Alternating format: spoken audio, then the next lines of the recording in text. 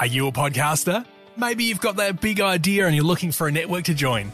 The multi-award-winning Ozcast Network can get your content to eyes and ears all over the world. Join now for the first month free, and you could be featuring this sound at the beginning of your podcast. Ozcast. Simply head to ozcastnetwork.com for details.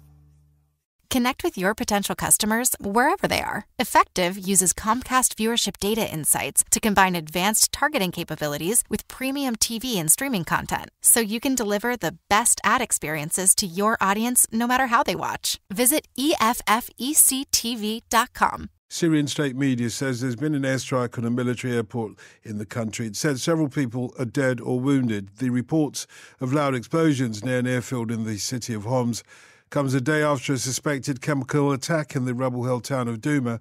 President Trump tweeted and warned on Sunday that Syria's President Assad and his allies, Iran and Russia, would have a big price to pay as a result of the chemical attack.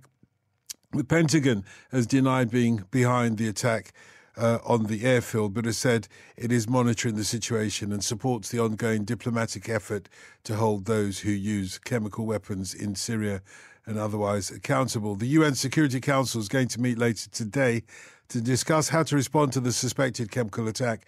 Dozens of civilians are thought to have been killed in that attack earlier on this weekend. Dr. John Bruni is the CEO of SAGE International, which is an Australian think tank.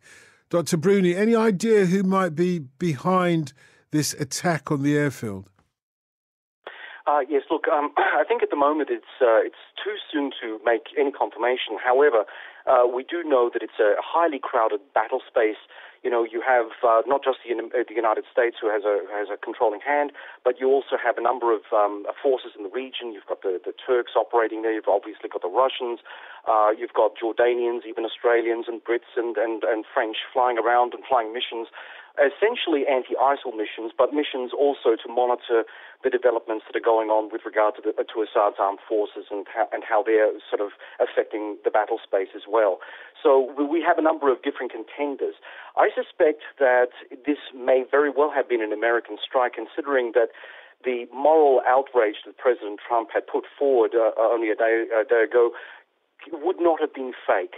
However, it is also likely that, or at least possible on the margins, that one of America's allies had the lead role in attacking the T4 airbase just outside of Homs, the Syrian airbase in question, with the likelihood of American follow-up strikes as the American armed forces in the region prepare themselves for a much more massive retaliatory response to this. Why would the Pentagon deny that it wasn't them? I mean, arguably not even mention if it was a proxy attack by one of its allies. Look, I think that President Trump has brought about a reputation for strategic unpredictability. He does like to keep his friends and his allies off guard in most major instances, and this may very well be one of those times when he's allowed one of his allies to take the lead on a particular issue, something that's close to his heart.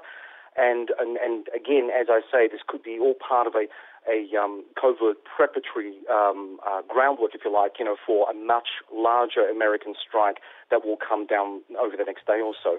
However, it would be it's an unusual situation to find oneself in. But then again, we live in unusual times, and we do certainly have a very unusual American head of state right now. So if not the US, then who are the other likely contenders? Who has the capability of launching an attack like this? Clearly Britain would, I expect, France. Which other countries? Well, obviously the other major contender would be Israel if you're looking at, serious regional capacities. Any of the other minor allies who are playing their particular role over the Syrian battle space would have been supported by American overarching cyber capabilities, satellites, and coordinations. So therefore, in one very real sense, if it was hypothetically a so-called junior partner in the Syrian conflict to the United States, the United States would have been giving a lot of logistical support for that strike to be carried forward. But really, if you're looking at, the biggest and most capable armed force in the region, one can only look at Israel and say, well, would they be willing to act as America's proxy in this situation? I mean, after all said and done, they have their own national security concerns with this civil war that's just north of them and is highly disruptive to their national security requirements. What's the significance of this attack, Dr. Bruni, given that the UN Security Council was due to meet later today in any case?